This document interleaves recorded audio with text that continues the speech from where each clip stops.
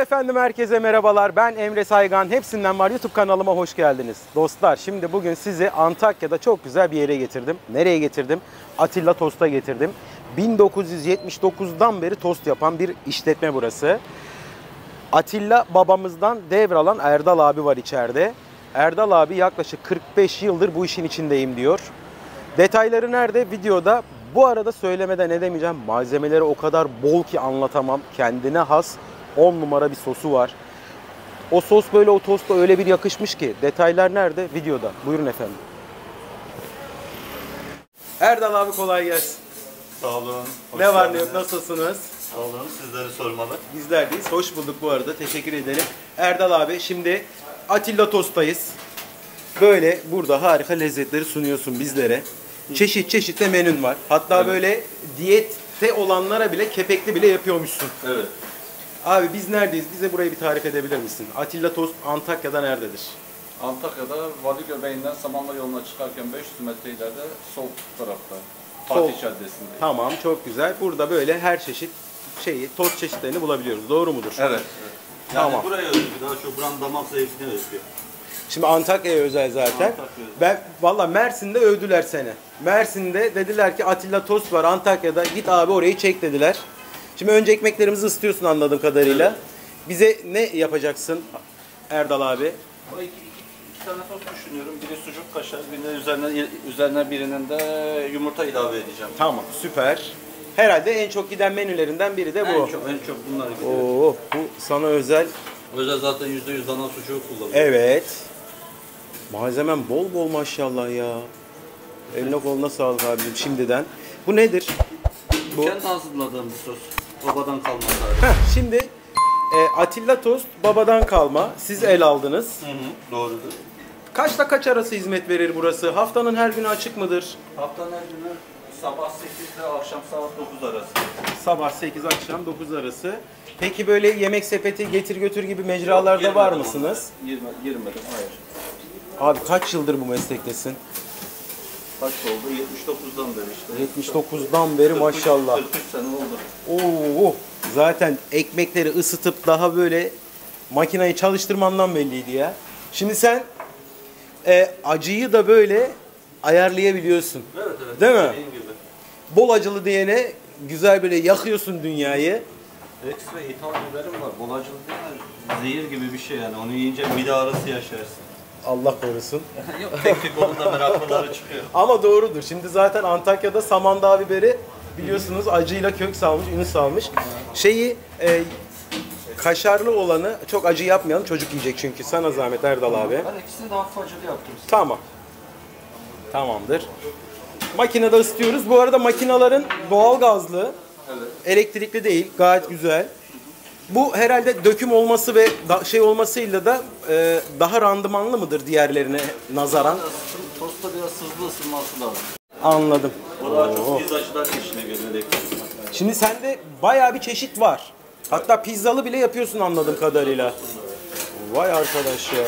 Şimdi Antakya'da bu ayrı bir kültür o zaman. Öyle bir şey diyebilir miyiz? Vallahi ben de beraber işte canlandırmaya çalışıyorum. Genelde burası biraz ürün memleketi bu bölge. Aynen onu diyeceğim. İşte ayakta tutmaya çalışıyorum. Abi vallahi ama şöyle bir şey var. Maşallah malzemeyi bol bol koyuyorsun ya. Değil mi? Kaşarının bir özelliği var mı? Yerel, hepsi yerel. Hepsi yerel. Burada şimdi şeyler de görüyorum. Sebzeli, yani mantar falan da var. Muhtemelen sebzeli falan da yapıyorsun. Için,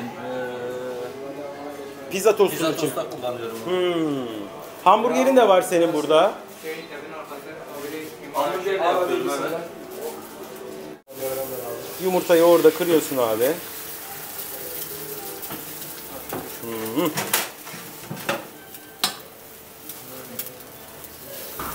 Peki abi, telefon numarası var mıdır sipariş vermek istese arkadaşlar? Evet. Paylaşabilir misiniz? Aklınızda mı? 326 212 74 30. Bu numaradan ulaşıp siparişte verebiliyorlar. Evet. Yumurtamız zaten pişmek üzere. Tamam. Dostlarını yazdım.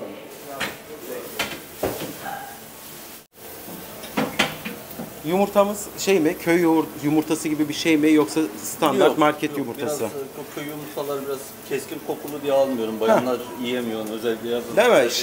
Bilerek sordum bu soruyu aslında Erdal abi. Sebebi şu, hani sen zaten 79'dan beri artık duayen olmuşsun yani tostta. Belli yani. Bir de baba mesleği diyorsun. Bak bunu bile löp diye oturtturdun abi. Of. Harika ya. Şimdi makineye giriyor değil mi bunlar? Evet. Oh. Aşkla, sevgiyle buluşuyorlar şimdi.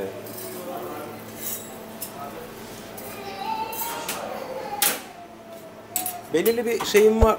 Bir dakika şimdi. Yine bir püf nokta yakalamışsın abi bak. Bu şey değil mi? Eğer tam ağırlığı gelirse makinanın taşırır. Bu da bir püf nokta ya. Vallahi helal hoş olsun ya. Abicim var mı senden sonrası devamı inşallah? Zannetmiyorum ya. Yok mu çok evlilik falan? Var da çocuk niyeti yok. Niyeti mi yok? Yani Türkiye koşulları mecbur kalırsa ben de mecbur kaldım döndüm. He.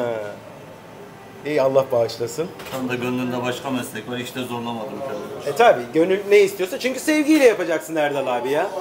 Hoşlanmıyorsan bu işten yapmanın bir manası yok. Şimdi sen ne dedin? Acıyı insanlara dilediğim şekilde veriyorum diyorsun. Evet. Onların istediği şekilde acıyı yaşatıyorsun insanlara. Oh. Vallahi eline koluna sağlık abicim. Şimdi insanlar diyor ki niye tereyağı kullanılmıyor? Yanık, yüksek sıcaklıkta fazla dayanmıyor.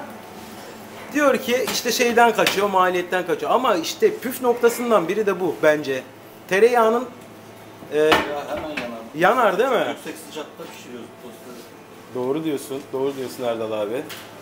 Şöyle malzemenin bolluğuna bak. Yengen falan da var burada. Kumru var. Kumru var, yengem var, hamburger var, Pastırmalı var. pastırmalı var. Çeşide çıkınca bayağı geçiyor yani. Çeşit Belediyeyi rahat buluyoruz yani.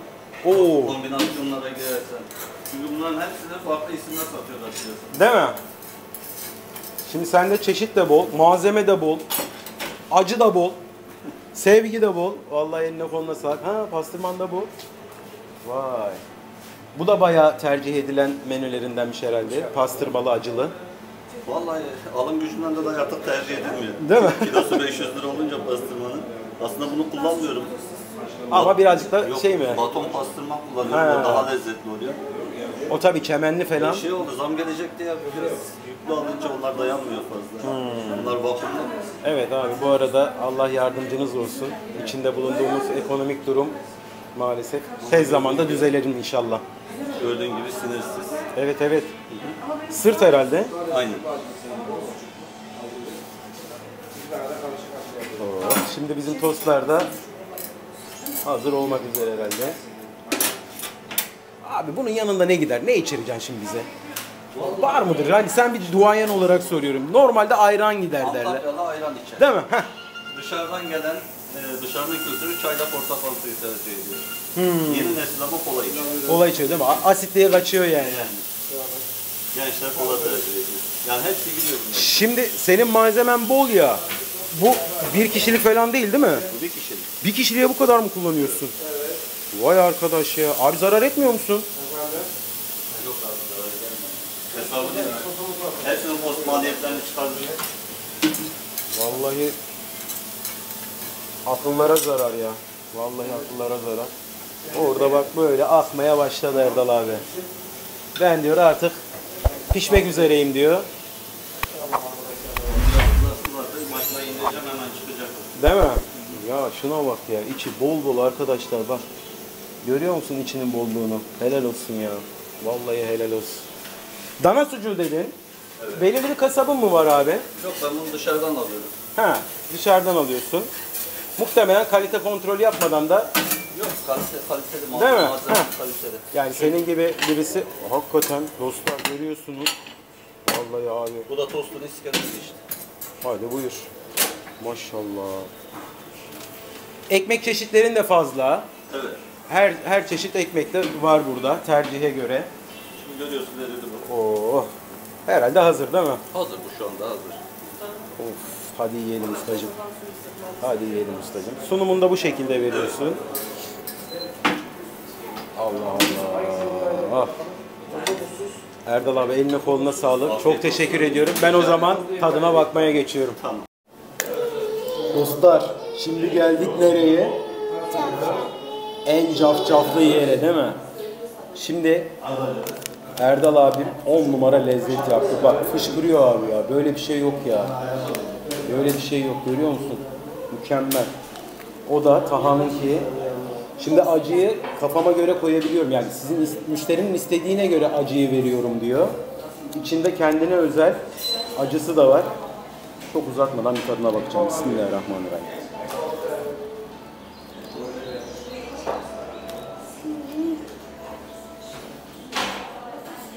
Hakikaten övdükleri kadar var.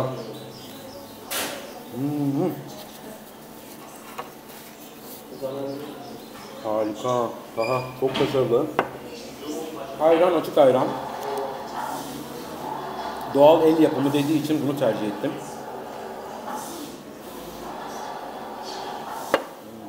Harika. Dostlar mükemmel. Baba bu acı değilmiş. Değil mi? İşte acıyı kendisi istediği şekilde koyabiliyormuş. Normalde zehir acısı da var diyor. Harika. Şimdi Antakya yolunuz düştüğünde Atilla Tost'a muhakkak uğrayın dostlar. Ekmeği de bildiğimiz ekmekler gibi görünse de bence tam böyle bu tosta yakışmış bir ekmek. Gördün mü peynirin bolluğunu? Şimdi dostlar fiyatlara gelince şöyle fiyatları var. Burada hamburger de var. Onları da böyle görün. Kaşarlı pizza tost da yapıyorum dedi. Bir de düşününce zaten 1979'dan beri değil mi? Bir de babadan almış bu işi Taha. Sen de benden al bu işi, tamam mı?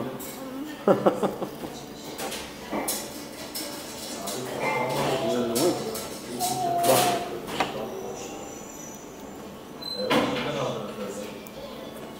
Dolu dolu. Aha, siniyor. Bak bak bak bak. Ben de işte öyle yaptım. Ben normal kaşarıyla aldım. Harika. Ben şimdi şöyle alıyorum. Şimdi fiyatlarla kıyasladığımda dostlar gerçekten bence eder. Tam fiyat performans diyebilirim. Niye?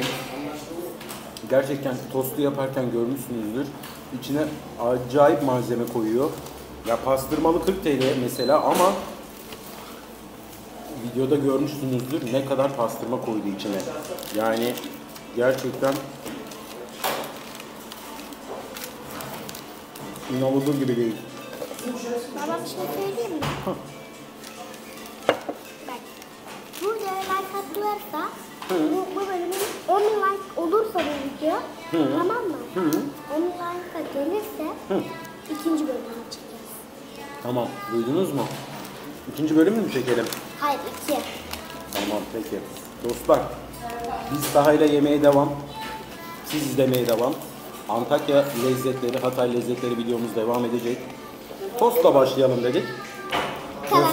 Sonra neler gelecek neler değil mi?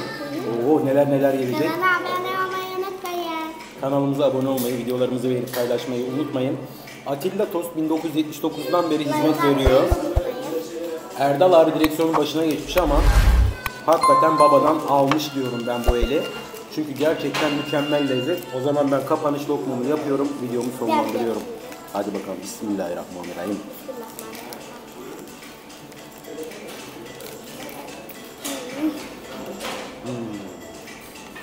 Harika.